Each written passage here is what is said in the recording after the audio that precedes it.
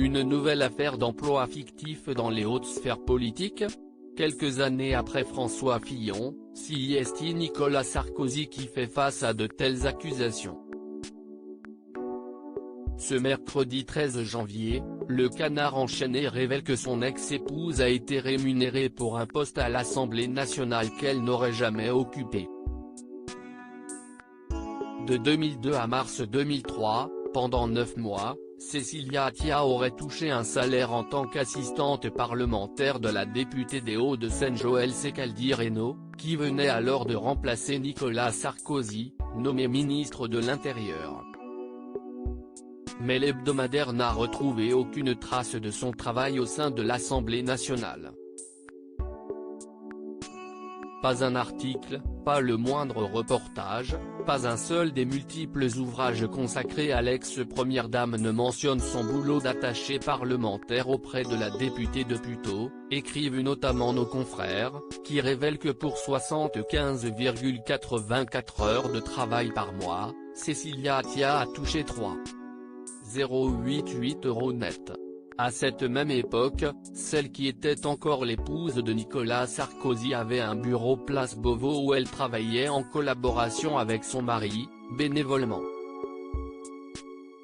Si Cécilia Attia n'a pas encore réagi à ces révélations, l'entourage de l'ex-président de la République a affirmé à RTL qu'elle assurait pour la députée un suivi des dossiers de la circonscription. L'engagement professionnel de Cécilia Sarkozy au long de la vie politique de Nicolas Sarkozy de 1988 jusqu'en 2007 était de notoriété publique, en témoignent, si besoin en était, les nombreux articles de presse publiés sur le sujet.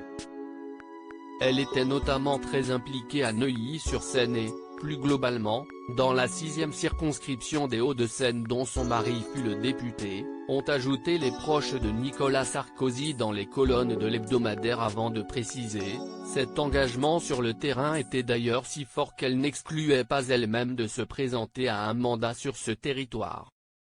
Les faits présumés sont prescrits quant à Joëlle Caldy-Reynaud, elle n'a pas voulu commenter l'enquête du Canard enchaîne. Oulala. Mais vous remontez loin. Je n'ai rien à vous dire, a-t-elle simplement répondu. Pour moi, Nicolas Sarkozy est un homme politique, un homme d'État, qui a réformé et défendu et protégé notre patrie et notre peuple en des temps difficiles de manière remarquable.